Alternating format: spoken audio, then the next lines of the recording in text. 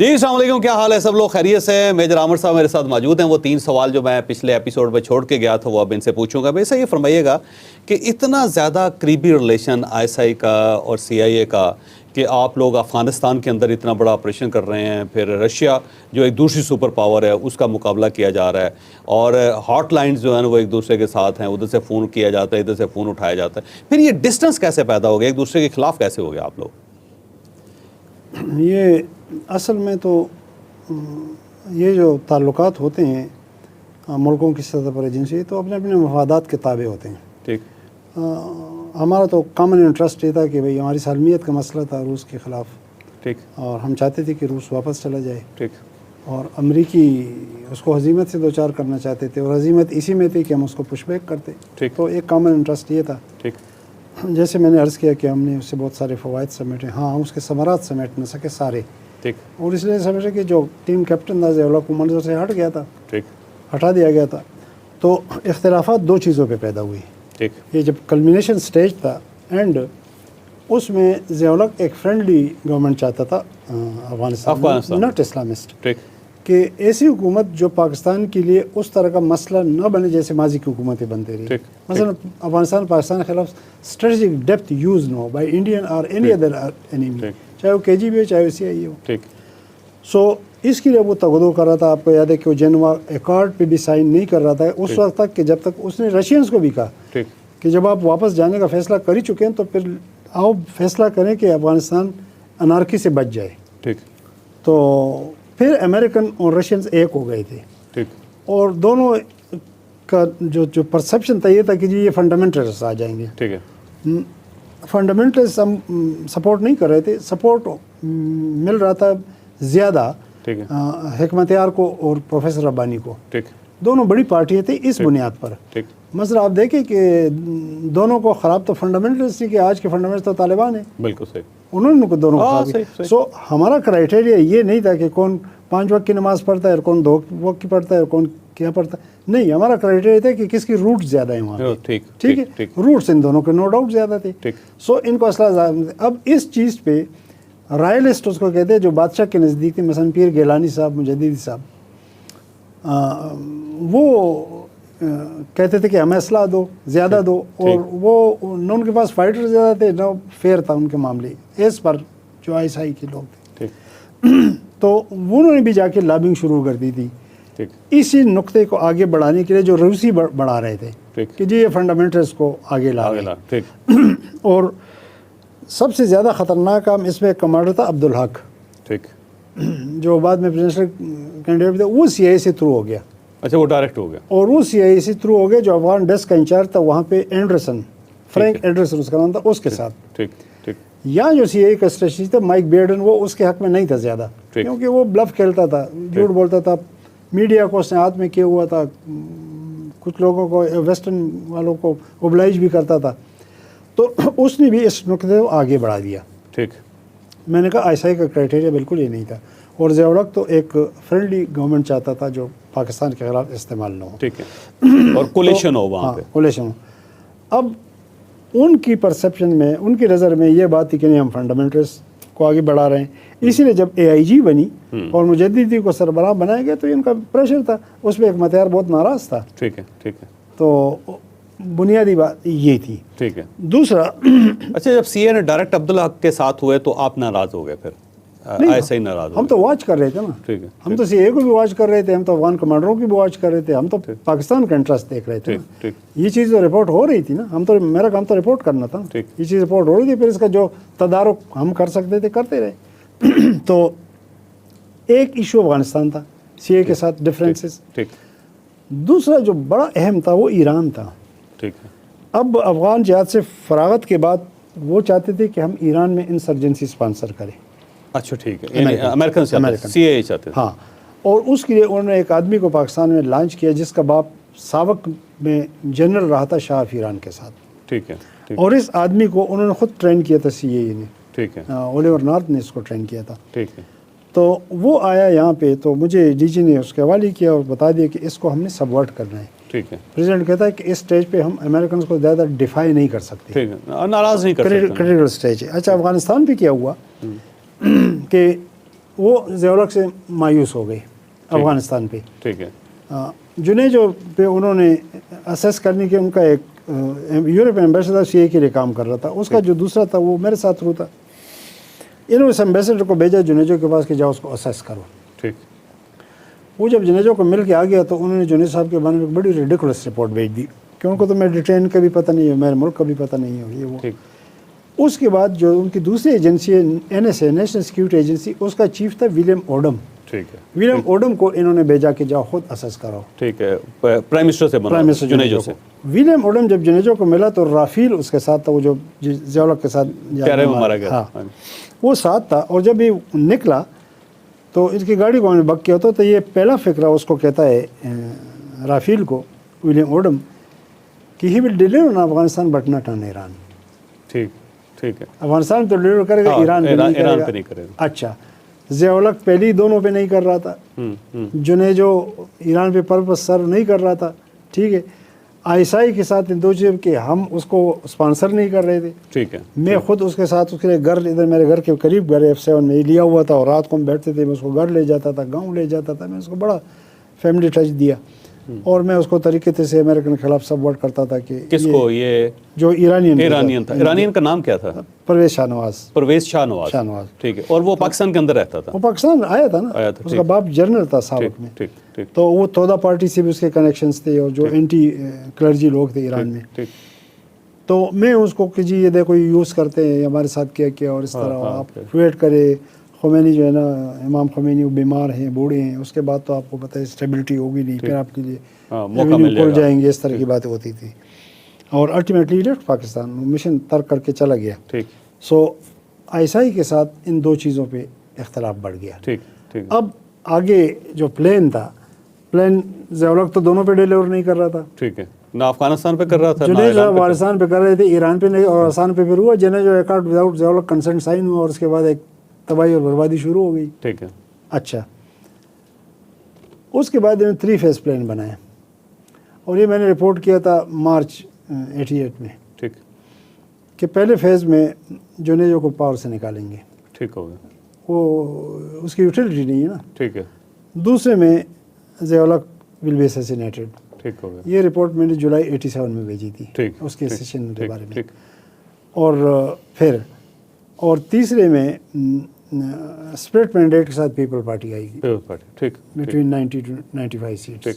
ठीक है। ये मार्च 88 की रिपोर्ट। और ये अमेरिकन का प्लान था उसका? हाँ, ये प्लान था CIA का। अब जुनेजो को इसलिए निकालना था पहले कि वो 8वीं तरमीम के जरिए वो निकला जा सकता था। 8वीं तरमीम जनरल ज़िया ने यूज़ करनी थी। ठीक। सो ज़िया को बैठा के जुनेजो को फारग करना था। उसके बाद जनरल ज़िया मंजिल से हटाना था, हटा दिया। और उसके बाद इलेक्शन हो गया, पार्टी को 90 समथिंग सीट्स मिल गई। ठीक। और आपने ये रिपोर्ट कर दिया था? ये रिपोर्ट कर दिया था। और आपको कैसे पता चला ये? हमारा काम ही यही था। अच्छा, सोर्सेज पता चलाना हमारा काम ही यही था। ठीक। तो और हमने क्या करना था, देखिए पहली पीपल पार्टी और पहली नौसरी गवर्नमेंट भी ईरान की वजह से गिरी। ठीक है। कि उन्होंने भी ईरान पे डिलीवर नहीं किया। ठीक। सक्सेस रेजिम, यानी बेनजीर भुट्टो ने पहले नहीं किया ईरान पे, उन्होंने नहीं किया। ठीक। तो ये अब ज़िया-उल-हक का क्या हुआ कि एक आदमी था, वो डिज़र्टर पायलट था और वो यहाँ से भागा था एयरफोर्स से। ठीक। उसको लंदन के एक नाइट क्लब में उन्होंने पिक किया मोसाद और इसको तलवीब ले गए, वहाँ ट्रेन किया। ठीक। टेस्ट मिशन पे सीरिया भेजा, फिर पाकिस्तान भेजा। उसका ऑपरेशन मैंने किया था और उसको मैंने पकड़ा था। ठीक है। क्या नाम था उसका? अकरम अवान। उसको ये माइकल कहते थे। अकरम अवान नाम था उसका। अच्छा, उसको जब पकड़ा तो, और वो एयरफोर्स में था, पाकिस्तानी एयरफोर्स में था। ठीक। तो उसको हमने पकड़ा 13 मई 88। ठीक। ज़िया-उल-हक का क्रैश हुआ 17 अगस्त। ठीक। वो जिसको में MI के सेल में था उनके पास। तो ज़िया-उल-हक के क्रैश के बाद उसको बूढ़े सगीर और कौन कुरैशी थे, मेरे CO थे कौन कुरैशी, बूढ़े सगीर दोनों बड़े माशाल्लाह काबिल कॉम्पिटेंट अफसर्स थे, वो इंटरोगेट करते थे। तो मैं चूँकि उसके साथ 2 साल दोस्ती कर चुका था सईद खान के नाम से, तो मुझे एक दिन बूढ़े सगीर और कौन कुरैशी ले गए। ठीक। मुझे सामने बुला के कहते meet are ISI Islamabad station chief में जाना। तो वो आदमी ऐसे ईरान बड़ी देर तो कहता है कि सर اسے کہتے ہیں بڑے صغیر کو کہ سر آپ کو پتہ ہے اس طالب علم میں بیٹھے ہوئے لوگ آپ سے خوف زدہ ہیں. جب بھی میں آتا تھا تو مجھے کہتے کہ مائیکل ایس آئی کا خیال رکھنا بڑی ڈریڈڈ آرگنائزیشن ہے. تو میں تو ایس آئی کی جیب میں تو 2 سال سے. پھر اسے اپنی اسٹوری لکھ دی کہ as a tribute this young officer. اس وقت میں ینگ ہی تھا. میں اپنی اسٹوری خود لکھوں گا. یہ ساری اسٹوری اس نے لکھ دی. اگلے دن ہم گئے تو میں جنرل ضیاء کی جنازے کی ویڈیو لے گیا. جنرل ضیاء کے ساتھ میجر جنرل ایوان شہید ہوئے تھے. یہ بھی ایوان تھا, وہ اس کے جاننے والے تھے. اس کے کمیشن میں اس نے اس کی ہیلپ کی تھی. جب ویڈیو چلنی شروع ہوگی تو اس کو تو پتہ نہیں تھا کہ جنرل ضیاء کا کریش ہو چکا ہے. یہ تو سیل میں بند تھا. یہ منہ ہوتا رہا اس کے ساتھ. اور جنرل حسین ایوان کا ذکر آ گیا تو یہ بریک ہو گیا. پھوٹ کر رونے لگا, میز پہ سر مارنے لگا. ہم نے فوراً بریک لے لی. میں نے کہا مائیکل چائے پیو, ریلیکس, وی ول کم اگین. جب ہم ریٹائر روم میں چلے گئے تو مجھے بڑے صحیح نے کہا کہ ہاں کمانڈر. وہ مجھے کمانڈر کہتے ہیں. ہاں کمانڈر بتاؤ. میں نے کہا سر یہ رونا جینون ہے. ہاں, اور یہ ساتھ کہتا I never knew this bastard would do it. I never knew this bastard would do it. میں نے کہا سر یہ رونا جینون ہے اور یہ ابھی بتائے گا. خیر ہم واپس آ گئے تو اس نے پھر بتا دیا کہ جی میں نیو دہلی میں تھا کہ وہ مشن کے لیے گیا تھا. وہاں سے موساد کا افسر تھا, وہ امریکن پاسپورٹ پہ ادھر آیا تھا. ایس کے سنگھ کے گھر ہماری میٹنگز ہوئی تھی اور فلاں آیا تھا. یہ طے ہوا تھا کہ ایک آلہ ہے جو جہاز میں کاکپٹ میں فٹ کرنا ہے, اور وہ پھر ٹیک آف کے تھوڑی دیر بعد وہ فارم ریلیز کرے گا. ایوری باڈی کاکپٹ میں بے ہوش ہو جائے گا. تو کہتا ہے پتہ نہیں پھر میرے بات کس نے کیا. یہ کام میں نے کرنا تھا, میں نے کوئی آدمی تلاش کرنا تھا, کلٹیویٹ کرنا تھا, تو میں تو پکڑا گیا. سو یہاں تک تو یہ کنفرم ہو گیا. آگے دوسرے دن جب ہم گئے, اس نے ایک کہانی سنا دی. تو میں نے جب ہم اس نے کہانی تو اپنی ساری سنا دی. تو میں نے بیٹے صاحب کو کہا sir he still holding the most sensitive part of the information. تو جب ہم دوبارہ آئے تو پھر اس نے یہ کہانی سنائی, یہ گیجٹ والی ساری. تو وہ تو پکڑا گیا. لیکن مزے کی بات یہ ہے کہ ہم جتنی بھی اس آپریشن سے وابستہ ہمیں سب بے عزت کر کے نکالا گیا. آپ کو بھی نکال دیا گیا. مجھے 89 میں ریکارڈ کمپلسری ریٹائرمنٹ حالانکہ کہ میں نے کہا میں نے ایسا میں کبھی سیاست کی نہیں تھی. میں تو جنرل مدگول کے پاس گیا تھا. میں نے کہا سر میں میس میں دیکھتا ہوں موومنٹس پولیٹیکل کیا آپ پارٹی کے خلاف بنا رہے ہیں. انہوں نے کہا اپنے کام سے فارغ ہو گئے. میں نے کہا سر کام تو بہت ہے, جاؤ اپنا کام کرو. میں نے کہا سر اگر کر رہے ہیں تو اچھا, نہیں کرے ہمارا کام نہیں. آئی جی آئی کے فارمیشن میں آپ نہیں تھے؟ نہیں, بٹ امتیاز کا انٹرویو آن دا ریکارڈ. اس کا جب ہم بنا رہے تھے, میں سیکٹر کمانڈر اسلام آباد وزان, ہمارے ساتھ اصل میں نصیر اللہ بابر کا مسئلہ تھا. ایک فیملی ہمارا پرانا مسئلہ آ رہا تھا, تو میرے پرسنلی خلاف تھا, اور یہ سارا ڈرامہ اسی نے رچایا تھا بس نکالنے کے لیے. ٹھیک ہے. اور پھر یہ ہے کہ آپ کو جو آئی جی آئی بنانے کی وجہ سے آپ کو نکالا گیا تھا کہ آپ نے بنایا؟ مجھے تو انہوں نے یہ کہا کہ جی میں پیپل پارٹی کے خلاف لوگوں اعتماد کے لیے تیار کر رہا تھا. تو جنرل کلو نے مجھے ٹاسک دیا, بولا کہ جنرل کلو میرے ساتھ بہت شفقت کرتے تھے, اور میں بھی آپریشن مڈ نائٹ جاکال تھا. ہاں, میں بھی ان کے ساتھ بڑا لائل تھا. میرے پاس جنرل صاحب دورانی آئی تھی, ڈی جی ایم آئی تھے, تو مجھے وہ چاہتے تھے کہ میں ان کے ساتھ کام کروں ایم آئی کے لیے. میں نے انکار کر دیا تھا. میں نے کہا جی میں نے پروفیشنل ڈسانیسٹی کبھی نہیں کی. I stand loyal to general Kallue, چاہے وہ ریٹائرڈ جنرل کیوں نا, میرے ڈی جی ہیں. آپ کو ضرورت ہے تو مجھے نکال کے ایم آئی میں لے جائیں, میں کروں کا کام لگا. ایسا ہے میرے کہ میں نہیں کر سکتا. تو مجھے جنرل کلو نے کہا کہ عامر میں بہت انڈر پریشر ہوں بی بی, اور میرے پاس کوئی میرے ساتھ کوئی کوآپریٹ نہیں کر رہا ہے, یہ عدم اعتماد آ رہا ہے. مطلب نہیں, میرا بڑا دوست تھا اللہ جنت ہے. میں نے کہا سر اس میں ندیم بڑا لیڈنگ رول پلے کر رہے ہیں, میں اس تک دوبارہ کانٹریکٹ بحال کر سکتا ہوں. اسی سے انفارمیشن ٹریڈ کروں گا. اس میں مجھے کور لینے پڑیں گے. آئی بھی میرے پیچھے ہے, مسعود شریف میرے ٹیلی فون ٹیپ کرے, ایسا نہ ہو کہ اس کو کوئی اور رنگ دے دے. تو کیونکہ جیسے اکرم اوان کے ساتھ میں اینٹی پاکستان بن کر, ان کا نہیں جسٹ ڈونٹ وری, وہی کیا. میں نے جو میرے ساتھ پہلے رابطے کر رہے تھے ان سے رابطہ کیا, وہ میٹنگ کے لیے ہم گئے. وہ ظاہر ہم نے تو این ٹی پی پی باتیں کرنی تھی, جو انفارمیشن نکالنی تھی. مجھے سارا جو لسٹ مل گئی کہ بھئی یہ ابھی تک میں نے لا کے جنرل کلو کو دے دی تھی. پوری لسٹ دے دی تھی. اگلے دن وہاں میں تو یہ پتہ نہیں تھی کہ یہ ٹیپ کر رہے تھے, ہم تو پیپل پارٹی والی کی جگہ پہ وہ ٹیپ انہوں نے پروڈیوس کر دی. اس میں تو ظاہر میری ساری باتیں این ٹی پی پی پی تھی. میں پھر جنرل کلو کو ملتا رہا, تو میں تو ورچولی انڈر ہاؤس اریسٹ تھا, مل نہیں سکتا تھا. تو جی ایچ کیو میں ہماری انکوائری شروع ہو گئی. میں نے وہ بریف سارے دے دی جو میں نے جنرل کلو کو دیے تھے کافی, اور میں نے کہا جنرل کلو کو بلا لے. انہوں نے مجھے سائن کیا. اگر وہ انکار کر دے کہ میں نے اس میٹنگ کی ریزلٹنٹ آؤٹ کم ان کو نہیں دیا جس کے لیے میں نے میٹنگ کی, دیکھیں نا کوئی ڈیفیکشن تو ہوئی نہیں, کوئی بندہ تو خریدا نہیں گیا, نتیجہ جو میں نے حاصل کی وہ دے دی. اگر وہ انکار کر دے میں آن کر دوں گا.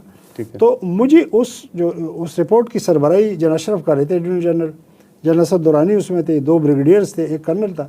انہوں نے مجھے ایگزانریٹ کر دیا تھا کہ میں نے کہا مجھے کنفرنٹ کر دیا تھا جنرل کلو نے, اور جنرل کلو نے مجھے ڈیفینڈ کرنے کی کوشش کی پی ایم ہاؤس میں.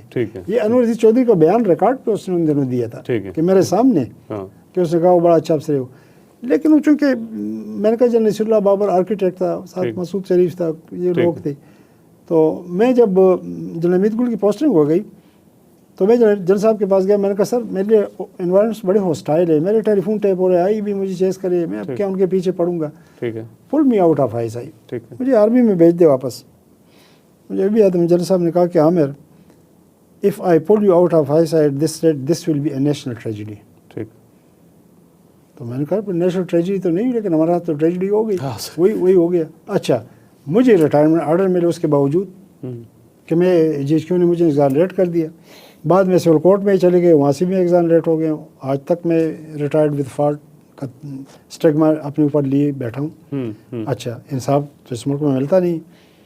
تو مجھے جو ایڈوانس نوٹس ملا اس کا ریٹائرمنٹ نوٹس, اس میں لکھا تھا کہ keeping in view your record of service it has been decided to retire you compulsorily with fault, جبرن فالٹ. اب ریکارڈ آف سروس میرا سارا ان بلیمش تھا. اس نوٹس سے 1 مہینہ پہلے مجھے آخری سالانہ رپورٹ ملی تھی ACR, وہ آؤٹ اسٹینڈنگ تھی.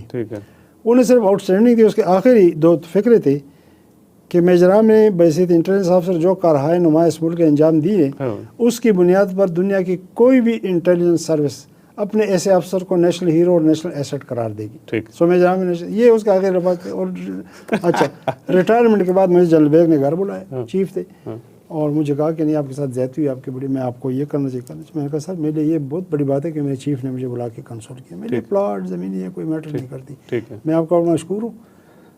مجھے انہوں نے کہا کہ میرا گھر میں آپ کو ریٹائر نہ کرتا, بابر روز آ جاتا تھا اور بیٹھ جاتا تھا اور پریشرائز کرتا تو سول ملٹری ریلیشن بہت خراب ہو جاتے.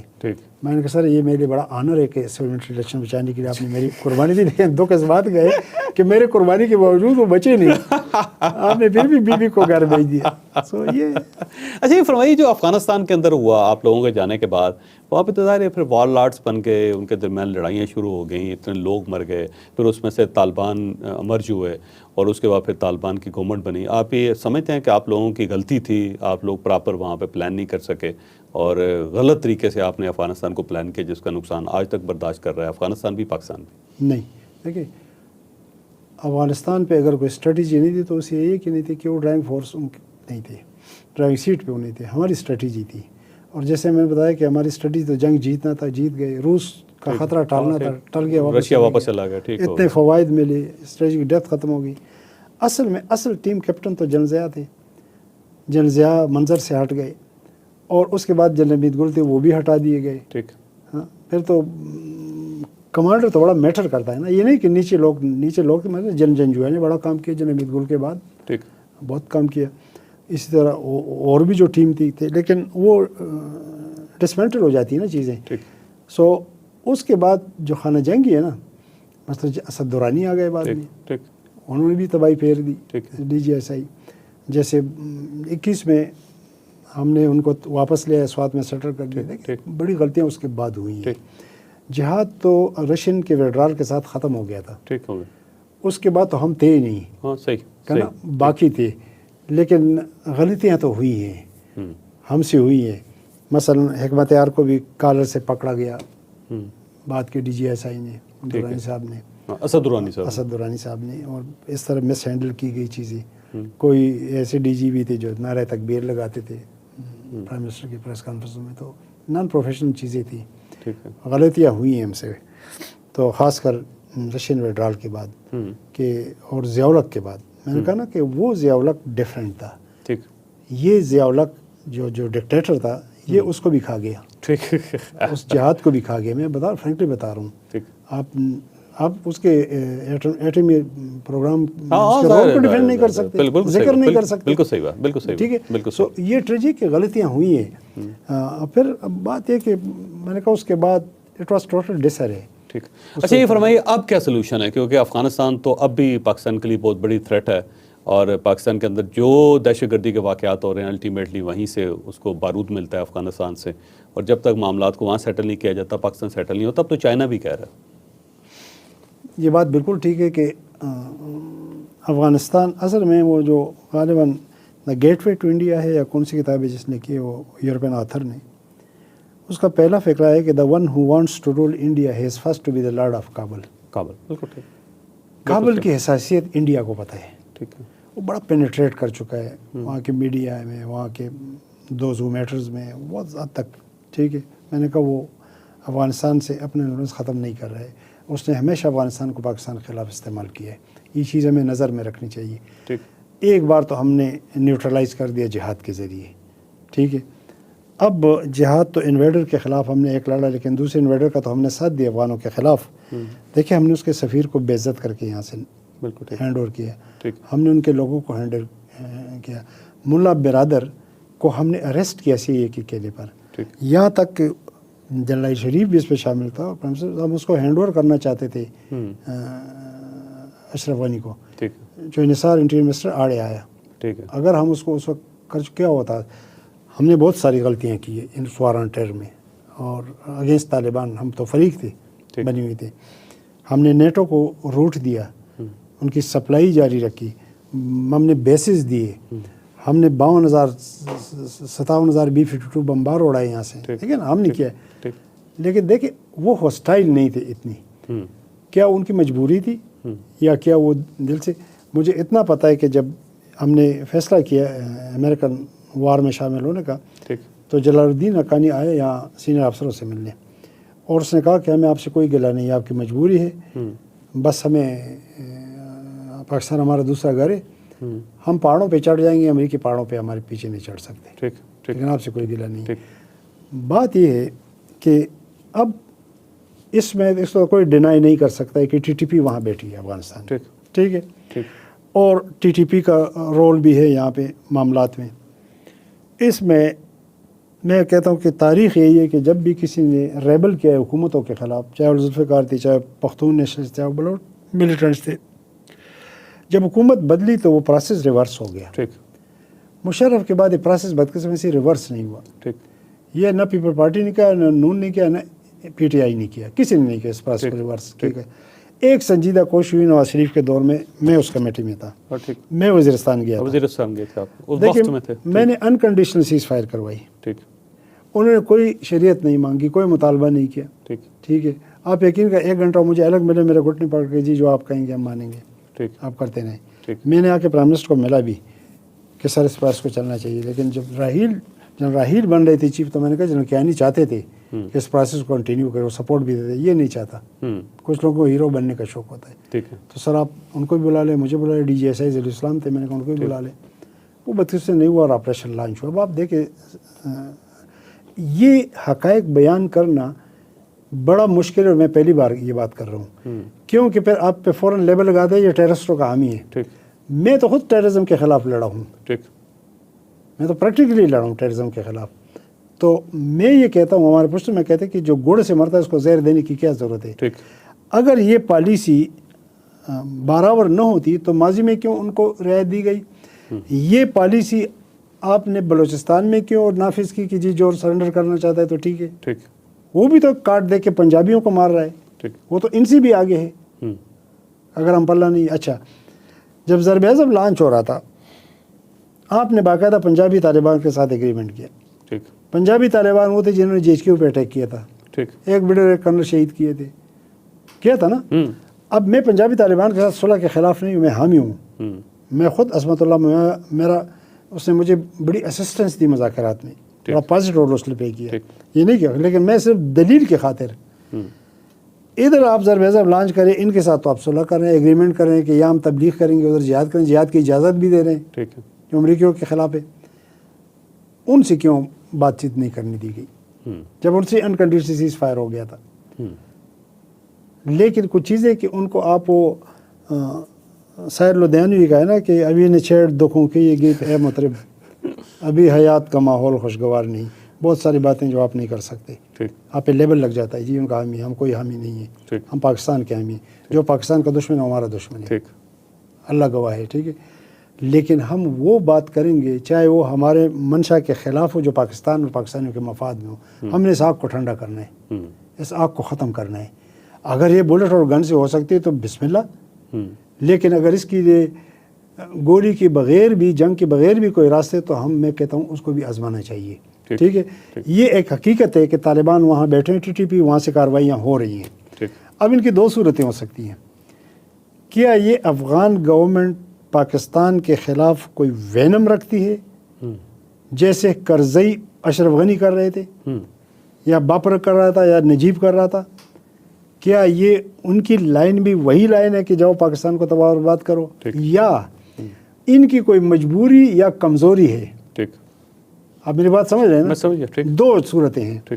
تو ہمیں یہ انالائز کرنا چاہیے. اگر تو وہ کر رہے ہیں نجیب, تو پھر تو وہ کام ہمیں بھی کرنا چاہیے جو نجیب کے ساتھ ہم نے کیا, جو کرزئی اور اشرف غنی کے ساتھ کیا. ہمارے لیے تو پاکستان سپریم ہے. اور اگر ہمارے پاس ایسی انفارمیشن یا ایسی انڈیکیشنز ہیں کہ نہیں ان کی کوئی کمزوری ہے, کمزور حکومت ہے, ادھر بھی تو خودکش ہو رہے ہیں نا. ٹھیک ہے, آپ نے مولانا فضل الرحمان کو بھی بھیجا, مولانا فضل الرحمان اچھی گفتگو کر کے وہاں سے آ گیا. وہ کوئی ناکام دورہ نہیں تھا ان کا, میں اس کو ناکام نہیں کہتا.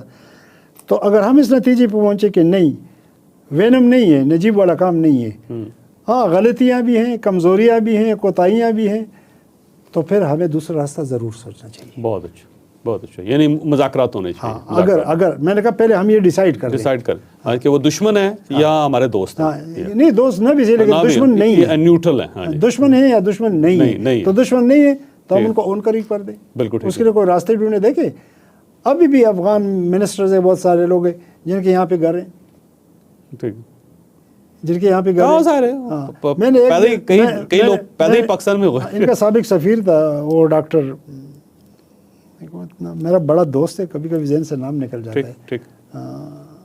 آج 2-3 سفیر پہلے جو تھا کرزئی اور اشرف غنی کے دور میں, وہ ڈاکٹر بہت قریبی دوست ہے میرا, فیملی تعلق. میں نے اس نے ایک دن کہا کہ ڈاکٹر میری خواہش ہے کہ میرا کابل میں بھی ایک مسکن ہو, اور ہمارا تو پاسپورٹ اور ویزا بھی نہ ہو, بس ایک کارڈ میں دکھاؤں اور مجھے سے وہاں سے ایک کارڈ مل جائے, اور میں تمہیں فون کروں کہ ڈاکٹر میرے دوست ہے, میں آ رہا ہوں آپ کے پاس, شام کو کھانا کھاؤں گا, گپ لگائیں گے. اور اس طرح آپ کبھی مارگلا روڈ پہ گھر. اس نے کہا نہیں, وہ میرے فارم ہاؤس میرے ساتھ جاتا. اس نے کہا نہیں میں تو آپ کے فارم ہاؤس کے ساتھ گھر بناؤں گا. میں نے کہا تم یہ کام کر لو, میں تمہیں اپنا فارم ہاؤس دے دوں گا, تمہیں گھر بنانے کی. پاکستان اور افغانستان لازم و ملزوم ہے. یہ دونوں ملکوں کی عوام کی انٹرسٹ میں ہیں, یہ معیشت کے انٹرسٹ میں ہے, یہ سیکورٹی اس ریجن کے انٹرسٹ میں ہے. سو ہمیں جذباتی فیصلے نہیں کرنے چاہیے دونوں ملکوں کو. ہمیں ٹھنڈے دل سے بیٹھ کر سوچنا چاہیے کہ اس کا حل ہم مل کر کیسے نکالیں. مثلا ایک داعش ہے جس کے دونوں دشمن ہیں, کیوں نہ مشترکہ آپریشن شروع کی جائے داعش سے, مثال دینا نا, تو ہو سکتے راستے تلاش کیے جا سکتے ہیں.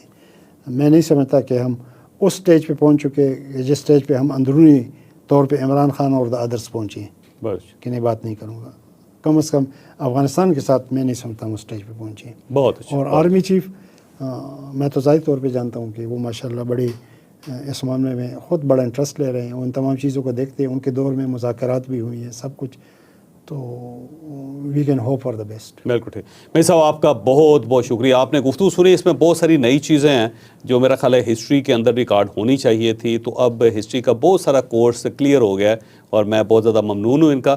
اور اب فیوچر میں بھی ہم ان کو بلواتے رہیں گے مختلف موضوعات کے اوپر, اور جو کچھ ان کے پاس نالج ہے